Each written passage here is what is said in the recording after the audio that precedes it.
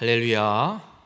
오늘 레위기 27장 34절 말씀을 함께 봤습니다. 오늘 말씀의 제목을 이스라엘을 위하여라고 정했습니다. 오늘 읽은 본문의 말씀은 레위기의 가장 마지막 장 마지막 절의 말씀을 우리가 함께 읽었습니다. 오늘 이 레위기 27장 마지막 장에는 서원에 관한 규례의 말씀이 나옵니다. 서원 이러면 뭔가 부담감이 막 밀려오기도 합니다. 성경에 분명히 기록하고 있는 건 서원은 반드시 하나님 앞에 갚아야 하는 것임을 말씀하고 있습니다. 오늘 레위기 27장에는 그냥 서원의 예물 어떻게 드려야 되는지에 대해서 이야기하고, 민수기를 이제 다음 주부터 함께 보게 될 텐데, 민수기에 가면 서원에 대해서 아주 강력하게 하나님이 갚아야 되는 것임을 분명하게 말씀을 하고 있습니다. 오늘 읽은 이 레위기 27장의 서원에 관한 이 규례의 말씀을 통해서 우리가 함께 깨닫기 원하는 건, 내가 지금 누리고 있는 게 누구 때문에 누리고 있는가라는 거예요. 단순히 하나님 앞에 서원을 했으면 반드시 갚아야 된다, 이거에 집중할 것이 아니라 하나님 앞에 서원할 수 있도록, 무엇인가를 내가 드리겠다라고 결단할 수 있도록 내가 누리고 있는 것들, 내가 소유하고 있는 것들, 이것을 어떻게 누가 내게 소유하게 하시고 누리게 하시는가를 우리가 함께 깨닫기를 원합니다. 그리고 나아가서 그 누리게 하시는 것, 우리에게 그 소유를 주시는 것 하나님이심을 분명히 깨닫고 그 하나님 앞에 감사하며 살아가는 우리 모든 성도님들이 될 수 있기를 주님의 이름으로 축원합니다. 오늘 읽진 않았는데 레위기 27장 2절에 보면 서원에 대해서 이렇게 말씀을 하시는 부분이 있습니다. 사람의 값을 여호와께 드리기로 분명히 서원하였으면. 말이 좀 어렵죠? 사람의 값을 여호와께 드리기로. 개역 한글 옛날 성경을 보면 이렇게 간단하게 이 구절을 써놓고 있습니다. 사람을 여호와께 드리기로 서원하였으면. 이게 좀 더 쉬운 것 같습니다. 개역 개정으로 번역을 바꾼다고 하면서 오히려 이상하게 번역을 바꾸는 구절들이 되게 많아졌습니다. 오히려 그냥 개역 한글 보는 게 뭐 옛날 말 쓰고 있기는 하지만 오히려 이 성경을 좀 이해하는데 더 나은 구절도 있는 것 같습니다. 이 개역 한글의 말씀을 보면 사람을 여호와께 드리기로 서원하였으면, 여러분 이렇게 하라 말씀하고 있는 겁니다. 이 좀 히브리어의 단어의 좀 뜻을 좀 살펴보면, 이 드리기로 번역되어 있는 히브리어가 어떤 뜻을 갖고 있냐면 구별하다, 분리하다라는 단어의 사역 능동 형태를 갖고 있는, 변형되어 있는 단어예요. 그래서 무슨 뜻이냐면 놀라운 일을 하다 혹은 어려운 일을 하다. 그러니까 하나님 앞에 사람을 하나님께 드린다라는 말이 어려운 일을 한다, 놀라운 일을 하기로 했으면, 그렇게 하기로 했으면, 그리고 이 서원하였으면이라는 단어는 맹세 혹은 서원한 것이라는 뜻을 갖고 있는 단어예요. 그래서 드리기로 서원하였으면 이게 무슨 말이 되냐면 특별한 맹세를 하다, 이런 의미가 되는 거예요. 그러니까 사람을 여호와께 특별한 맹세를 했으면 이렇게 갚아라, 그 값을 정해서 갚아라, 반드시 갚아라, 이렇게 하나님이 말씀하고 있는 겁니다. 이 서원에 대한 이야기들을 좀 성경에서 찾아보면 가장 대표적인 한 사람이 있습니다. 사무엘. 여러분, 사무엘은 자신의 의지와 상관없이 어머니 한나 때문에 하나님 앞에 드려져서 엄마랑 못 살고 젖대자마자 엘리 제사장 성소에 가서 엘리 제사장 옆에서 살았던 참 불쌍한 한 사람이에요. 한나가 기도하면서 어떤 기도를 하냐면 자식을 낳지 못하니까 하나님 앞에 바치겠으니 아들을 주시옵소서. 이제 하나님이 주셨어요. 그래도 이 엄마가 너무 신실해요. 약속한 대로 젖대자마자, 젖대는 거면 거의 한 2돌? 요때쯤이잖아요. 100일이 아니고 2돌 정도 될 때잖아요. 뭐 빠르면 첫 돌 지났을 때, 걷기 시작하고 이유식 뭐 먹기 시작할 때, 그때 갖다 줘버린 거예요, 제사장한테. 여러분이라면 갖다 주실 수 있겠습니까? 못해요. 어떻게 해요 그게. 근데 한나는 그렇게 드렸고 사무엘은 그래서 하나님 앞에 아무도 하나님의 음성이 들려지지 않는 그 암흑과 같은 시대에 하나님의 음성을 듣는 하나님의 사람으로 쓰임받는 역사가 펼쳐져 있습니다. 이게 서원이라는 가장 대표적인 성경에 기록되어 있는 하나의 예라고 볼 수 있습니다. 그렇게 하나님께 사람을 드리기로, 특별하게 바치기로 결정을 하고 결단을 했다면 반드시 그렇게 해야 되는 겁니다. 그런데 특별히 지금 이 레위기에서 등장하고 있는 이 서원의 말씀을 생각해 볼 때, 이스라엘 백성들이 지금 애굽을 이제 막 떠나왔고 시내산 부근 이 광야에서 하나님의 율법을 받고 있는 동안 한 1년 조금 넘는 기간 동안 지금 시내산에서 지내고 있는 중입니다. 그럼 이스라엘 백성들에게 주어진 건 어떤 일이 하나님을 위한 일이냐면, 하나님이 모세를 통해서 성막을 지으라고 말씀하셨잖아요. 그리고 성막에서 봉사할 수 있는 자들은 레위인과 제사장만 할 수 있습니다. 누구도 제사장 직분을 넘볼 수 없습니다. 고라와 다단 이 사람들이, 야, 니들만 제사장 직분을 감당하냐? 우리도 할 수 있다. 니들만 뭐 하나님 계시 받냐? 우리도 받을 수 있다. 그러면서 덤볐다가 그냥 싹 다 그냥 땅속으로 꺼져버리는 역사가 펼쳐져요. 그러니까 하나님께서 성막에서 감당하는 일들을 감당할 자들은 구별해 놓으셨어요. 아무나 할 수 없어요. 그럼 여쭤볼게요. 이스라엘 백성들이 하나님 앞에 특별한 어떤 맹세를 하고 나를 하나님 앞에 드리겠습니다라고 결단을 한다 그러면 이스라엘 백성들 입장에서는 무엇을 하는 게 하나님 앞에 드리는 일일까요? 이들에게 개념은 하나님을 위한 일은 성막 봉사밖에 없어요. 성막 봉사 말고는 할 게 없어요. 하나님을 위해서 뭘 할 건데요, 얘네들이? 한번 생각을 해보세요. 지금 애굽에서 노예 생활 400년 하고 이제 나온 지 1년. 하나님의 율법을 이제 모세가 막 받기 시작했고, 법이라는 게 이런 거구나.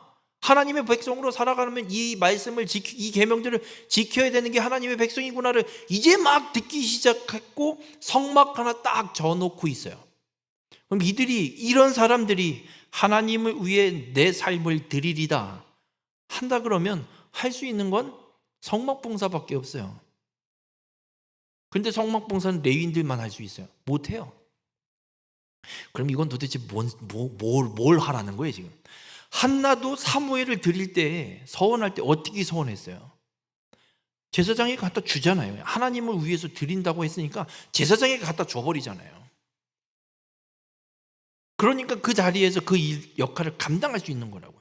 그러면 지금 이스라엘 백성들에게 레위기 27장에 이 서원의 규례가 주어질 때, 서원이라는 건 무엇이냐면 성막에 들어가서 봉사하는 일이에요. 성막에 들어가서 봉사할 수 있는 건 레위인들밖에 없어요. 도대체 이스라엘 백성들은 어떻게 해야 되나? 그래서 하나님이 무엇이라고 말씀하시냐면 2절 후반절에 보면 이런 말씀을 해요. 사람의 값을 여호와께 드리기로 분명히 서원하였으면 너는 그 값을 정할지니. 모세에게 명령하시는 거예요.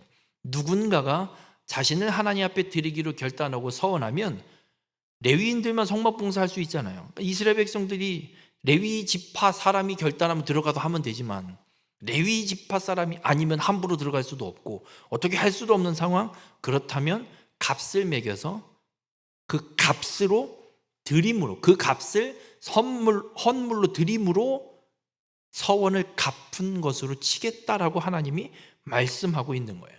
그러니까 서원을 이행하려면 그 해당하는 값을 치러야 되는 거예요. 내야 되는 거예요. 그래서 하나님이 모세를 통해서 또 제사장들을 통해서 그 값을 정하게 하시는 거예요. 어떻게 정하시냐? 막 정하시는 것도 아니에요. 그 사람의 형편을 보고 정하시라고 해요. 정말 여러분 한번 생각을 해볼게요. 폐지 주어서 근근히 생활하는 분이 나도 하나님 앞에 헌금을 해야지, 헌신을 하고 결단을 하고 드려야지 하는데 그 서원의 값을 한 10억 하라고 정해주면 할 수 있어요, 없어요? 없어요. 근데 어떤 사업체를 갖고 있어서 연매출 뭐 한 100억 하는 사업하는 사업가가 있어요. 이 사람이 결단을 할 때, 서원을 결단을 할 때 서원값을 정하면 이 사람에게는 뭐 한 1억 정도, 2억 정도 서원값을 정하라 그러면 할 수 있을까요? 없을까요? 할 수 있겠죠, 충분히. 하나님이 이 서원값을 지불하는 것에 대해서 그 사람의 형편을 보고 그 사람이 감당할 수 있는 여부를 보고 그에 합당하게 값을 정해서 지불해서 서원을 갚을 수 있게 하라고 말씀하고 있어요. 그리고 나서 또 하나님이 말씀하시는 게 이 서원의 규례를 쭉 말씀하시고 나서 26절부터는 무엇을 말씀하시냐면 하나님의 것을 이야기하세요. 첫째 난 것, 가축의 처음 난 것은 여호와께 드릴 것이니 첫 것이라 이건 하나님 거래요. 누구도 하나님 걸 갖고 다시 구별해서 하나님 앞에 드리겠습니다 라고 하면 안 된다라고 말씀해요. 이게 무슨 의미냐면 이런 거예요. 하나님 앞에 드려야 되는 이 어떤 재물에 다른 상징, 어떤 다른 재물을 합쳐서 지금으로 그냥 예를 드는 거예요. 11조를 드리는데 11조에 대한 규례도 분명히 말씀하고 있어요. 11조를 드리는데 내가 너무 감사한 일이 있어 11조, 만약에 뭐 11조 금액을 20만 원을 해야 돼요. 그럼 20만 원 11조 예물을 드리면서 거기다가 하나 더 쓰는 거예요. 감사, 헌금. 11조 20만 원을 해야 되는데 그 봉투에 감사 헌금도 같이 써서 감사 제목을 써갖고 같이 드리는 거예요. 감사 제물로. 이런 거 하지 말라는 거예요, 하나님이. 왜냐하면 그건 하나님 것이기 때문에 하나님 걸 하나님께 마땅히 드려야 되는 것을 거기에 내가 드리겠다고 결단한 서원값을 얹으면 안 된다는 거예요. 같이 드리면 안 된다는 거예요. 이건 하나님 건 하나님 거고 내가 서원을 갚아야 되는 것이 있으면 서원을 갚을 값을 정당하게 따로 구별해서 하나님 앞에 드리라는 말씀을 하고 있어요. 여러분, 이 모든 말씀을 통틀어서 우리가 한 가지 생각해 볼 게 있어요. 지금 하나님이 서원을 사람이 하나님을 위한 결단을 할 때, 하나님을 위한 어떤 헌신을 결단을 할 때 하라고 말씀하시는 거예요. 그런데 말씀하세요. 상황이 지금 성막에서 봉사하는 일들이 레위인들에게만 한정돼 있으니 함부로 할 수 없으니 하나님을 위해서 하고 싶어도 할 수 없어요. 그럴 땐 갖고 있는 재물을 갖고 그 안에서 제사장을 통해서 마땅히 충분히 감당할 수 있을 만큼의 예물을 하나님 앞에 드림으로 그 결단과 헌신을 행한 것으로 하나님이 받아주겠다라는 말씀을 하고 있어요. 여러분, 여기에 숨어있는 하나님의 뜻이 있어요. 중요한 건 하나님이 드릴 예물을, 재물을 주셨다는 거예요. 하나님이 주셨다는 거예요, 이미. 그리고 하고 싶으면 하란 얘기예요. 여러분, 우리가 삶을 살아가면서 분명히 기억해야 될 게 있어요. 하나님은 우리를 그냥 버려두시는 분이 아니에요. 율법을 주시는데 이 법을 주시는 게 이대로 살라고 주시는 것 같으세요?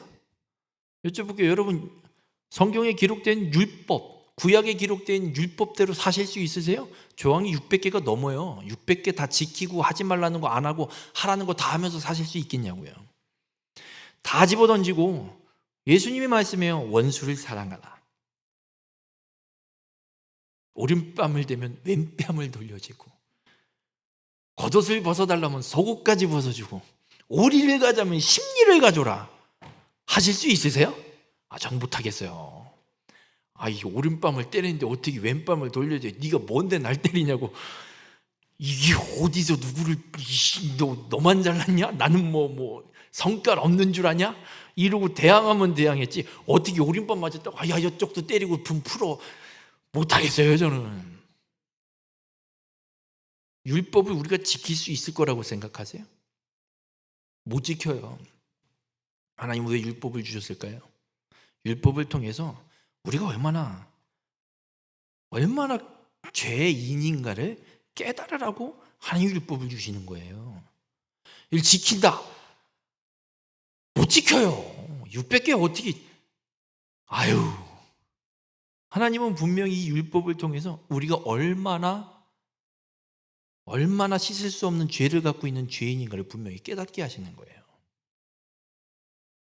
그러면서 하나님이 이 말씀을 통해서 우리 이 서원의 규례를 통해서도 우리에게 말씀하고 있는 그런 죄인인 우리에게 하나님은 우리를 뭔가 걸어 넘어뜨리기 위해서 얼건 매기 위해서 이런 규례와 계명들을 주는 것이 아니라 우리가 얼마나 죄인인가를 분명히 깨닫고 그 죄의 문제를 해결하기 위해 우리에게 필요한 것이 분명히 구원받는 길이 어디에 있는지를 알기를 하나님은 원하시는 거예요. 율법을 통해서 이 말 규례를 통해서 내가 씻을 수 없고 해결할 수 없는 죄인이기에 이 죄를 해결하려면 어디로 가야 되는가? 하나님을 보여주시는 거예요. 여러분, 서원의 규례 우리가 어떻게 할 수 있겠어요? 하나님을 위해서 우리가 뭘 할 수 있겠어요? 하나님이 뭐가 부족해요 도대체? 하나님은 천지 만물을 다 만드신 분이에요. 뭐가 부족하세요 하나님이? 여러분 한번 여쭤볼게요. 여러분 손주가 학교도 초등학교도 안 들어간 손주가 할머니, 할아버지 내가 이렇게 뭐 해드릴게요. 아니 그거 뭐 걔가 그거 안 해줘서 뭐 못 사세요? 아 뭐 대답을 해보세요. 그거 손주가 그거 안 해준다고 못 사시냐고요. 그거 뭐 걔들이 해줘봤자 뭐 얼마나 뭘 해주겠어요 도대체. 지난 이제 올해 애들이 저희 두 딸이 결혼기념을 지났는데 애들이 뭐 둘이 꾸시렁꾸시렁 거려요. 말도 안 하는 지들끼리 둘이.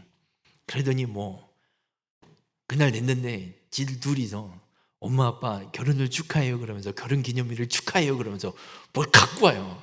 저는 뭐 대충 눈치는 채고 있었는데 뭐 대단한 거 갖고 오늘 준비하는 줄 알았어요. 대단한 거는 무슨 편지 서로 한 장씩 써갖고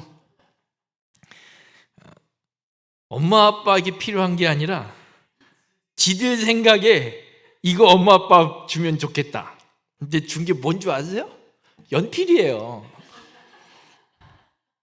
지나 쓰지 뭘 이걸 또 뭐 그게 뭐 그거 안 해준다고 뭐 못 사는 것도 아니고 웃기지도 않아요 하는 게 행동이. 그 편지도 둘째는 그래도 조금 더 썼고 첫째는 어쨌든 지 동생이 하자고 하니까 이거 안 할 수도 없고 뭐 억지로 썼어요. 또 편지도 뭐 그거 안 한다고 뭐 별일이 있어요? 뭐 크게 이것도 아니고 저것도 아니고 그냥 아이고 그냥 귀엽네 이 정도 수준이에요. 여러분 우리가 하나님 앞에 서원해서 드린다고 할 때 우리가 드리는 게 하나님이 부족할까요? 마치 어린 애들이 어른에게 뭔가를 해줘 보겠다고 준비해보고 뭐 자신의 능력치가 뭐 얼마 뻔하잖아요. 그 뻔한 걸 어떻게든 해보겠다고 해서 갖고 오지만 어른의 입장에서는 아이고 귀여운 녀석.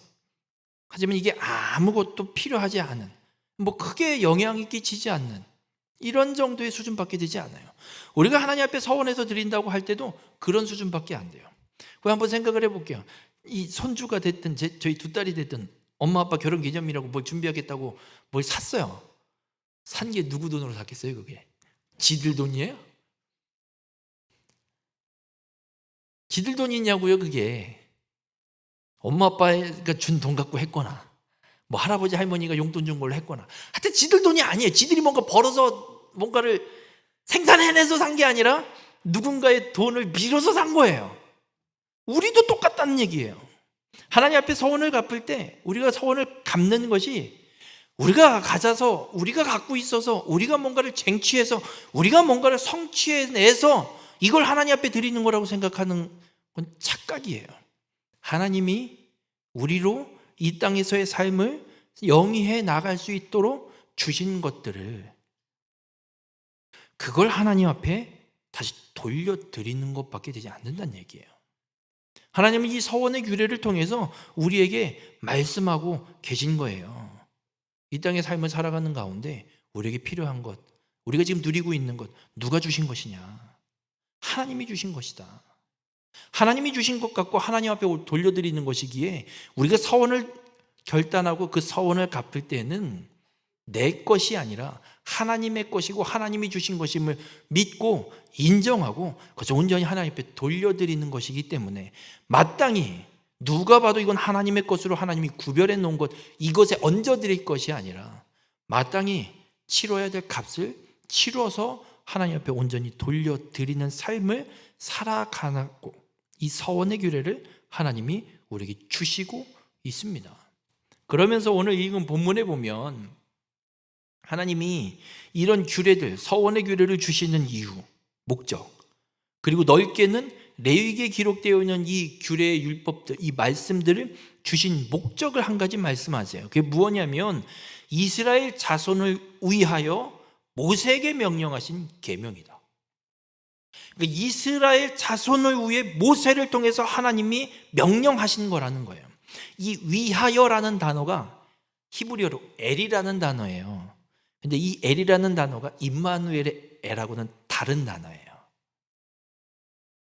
근데 이 엘이라는 오늘 이 본문에 기록되어 있는 레위기 27장 34절에 기록되어 있는 위하여로 번역되고 있는 히브리어가 어떤 뜻을 갖고 있냐면 어떤 곳을 향하다라는 뜻을 갖고 있어요. 그리고 이게 또 어떤 의미도 또 포함을 하고 있냐면 어떤 사람이 바라는 한 장소에 머무를 때 사용하는 경우에는 무엇 곁에 혹은 무엇 안에서라는 뜻을 갖고 있어요. 그러면 하나님이 지금 이 율법들을, 계명들을 주신 게 이스라엘 자손을 향해서 주신 거라는 거예요. 이스라엘 자손들 때문에 주신 거라는 얘기예요. 이걸 또 두 번째 뜻으로 해석을 하면 이스라엘 가운데 하나님이 거하기 위해서, 이스라엘 안에 있기 위해서 이스라엘 백성들에게 하나님이 주시는 계명이다라는 거예요. 여러분, 하나님께서 이 율법을 주심으로 지키게 하시는 것, 물론 지킬 수 없지만 이 율법을 통해서 죄를 깨닫게 하시고 죄인임을 인정하게 하시는 이유는 이거예요. 하나님 아니면 이 죄의 문제가 해결이 되지 않는구나. 그러니 하나님 안에 거하길 하나님이 원하시는 거예요. 이스라엘 백성들에게 하나님이 동일하게 말씀하는 거예요.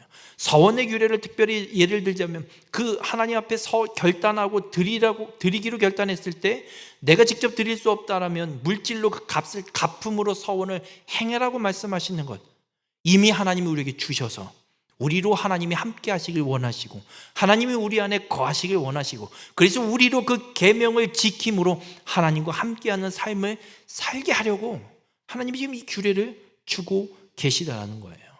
놀랍게도 레위기가 끝나고 민수기가 펼쳐집니다. 민수기라는 단어는 백성 민자의 계수할 숫자, 백성의 수를 기록한 책이라고 돼 있어요. 우리가 지금 읽고 있는 한글 성경은, 영어 성경도 그래서 numbers라고 숫자로 번역이 되고 있어요. 근데 히브리어 성경은 민수기 제목이 뭐냐면 광야에서라는 단어를 쓰고 있어요. 광야에서 일어난 사건. 하나님이 레위기를 마무리 지면서 이 계명을 주시고 서원의 규례를 주심으로 이 모든 것을 갚을 수 있는 소유까지도 필요를 하나님이 공급하심을 말씀하시면서 우리 안에 하나님이 거하시기 위해 이 계명을 주셨다고 말씀하세요. 왜 이 말씀을 하시냐면 이제 광야로 갈 거예요. 시내산까지는 쉬지 않고 다이렉트로 달려왔어요. 몇 달이 안 걸렸어요. 그리고 시내산에서 율법을 받으면서 1년 이상 거하고 있는 중이에요. 이제 본격적인 광야 생활이 이스라엘 백성들에게 시작이 될 거예요. 그 광야 생활 가운데 이스라엘 백성들이 하나님의 이 서원 규례와 이 레위기 전체의 율법의 이 내용을 통해서 하나님이 우리와 함께 하길 원하시고 계심을, 그리고 이 규례를 통해서 죄인된 우리가 광야를 혼자서 걸어갈 수 없기에, 아무것도 없는 광야를 우리 힘으로는 절대 걸어갈 수 없기에 제물을 드리는 것도 예물을 드리는 것도 우리의 힘으로 드리는 것이 아니라 하나님이 주신 것으로 드릴 수 있는 것이기 때문에 이 광야 생활조차도 우리의 힘으로 할 수 있는 게 아니라 하나님이 함께 하셔야, 하나님이 우리 안에 함께 거하셔야 우리가 그 광야 길을 끝까지 걸어가 약속의 땅에 들어갈 수 있음을 하나님이 말씀하고 계신 거예요. 우리의 삶도 똑같아요. 우리의 인생이 마치 이스라엘 백성들이 애굽을 떠나서 광야를 거쳐 약속의 가나안 땅에 들어가는 것처럼 우리도 이 세상의 노예로 죄의 종로를 타며 살다가 예수 그리스도를 믿어 죄로부터 떠나 이제 이 세상 가운데 광야 같은 인생길을 걸어서 주님 다시 오시는 그날 들어가게 될 하나님의 나라, 그 나라를 향한 믿음의 인생의 여정을 우리가 지금 걸어가고 있고, 이 걸어가고 있는 인생의 여정이 광야와 같다고 주님은 우리에게 말씀하고 있어요. 그래서 우리가 이 광야 같은 인생길을 걸어갈 때도 하나님이 우리와 함께하고 계시길 원하십니다. 우리에게 이 계명과 말씀을 주신 이유는 하나님이 우리와 함께 하시기 위해서, 우리 안에 거하기 위해서. 그래서 우리의 삶의 모든 필요를 하나님이 공급하시고 채우셔서 우리로 하나님을 예배하게 하시고, 하나님 앞에 드리게 하시고, 하나님을 높이게 하시고, 하나님 앞에 우리의 삶을 드리겠노라 결단했을 때 그 서원을 능히 갚을 수 있도록 우리의 삶의 모든 필요까지도 하나님이 공급하셔서 하나님 앞에 온전히 드리게 하는 삶을 살게 하신다는 겁니다. 바라기는 우리 모든 성도님들, 하나님의 이 말씀을 통해서 여러분이 믿음의 고백이 있길 원합니다. 내 거라고 움켜쥐고 사는 게 아니라 하나님이 주셨기에, 하나님이 누리게 하셨기에, 아니 하나님을 위해 내 삶을 살아가도록, 하나님과 동행하는 삶을 살아가도록 그 모든 것들을 공급하시고 채우시는 것이기에 어떤 상황이었든 어떤 일이 펼쳐지는 광야 같은 그 길, 광야의 인생길, 하나님이 항상 나와 함께하고 계심을 믿고 마땅히 하나님께 돌릴 것을 돌려드리고, 그리고 하나님이 나와 함께 하심으로 약속의 땅인 그 하나님 나라에 들어가기까지 그 믿음 잃지 않고 끝까지 말씀에 순종하는 삶을 살아가는 우리 모든 성도님들이 되시길 바랍니다. 그래서 이 명령은, 하나님의 이 명령은 듣고 행하라고 주시는 거예요. 그냥 듣고 뭔가 소유물로, 장식용으로 이렇게 들고 다니는 게 아니라 하나님의 말씀은 들려지면 들려진 대로 준행하라고 하나님이 들려주시는 것이 말씀이고 계명인 거예요. 명령인 거예요. 바로 우리 모든 성도님들의 삶이 광야 같은 인생길 속에서 주어지는 하나님의 말씀, 들려지는 하나님의 말씀을 온전히 붙들고 그 말씀을 지켜 준행함으로 하나님의 약속을 온전히 이루는, 그리고 하나님 나라에 온전히 들어가는 우리 모든 믿음의 성도님들이 되시기를 주님의 이름으로 축원합니다.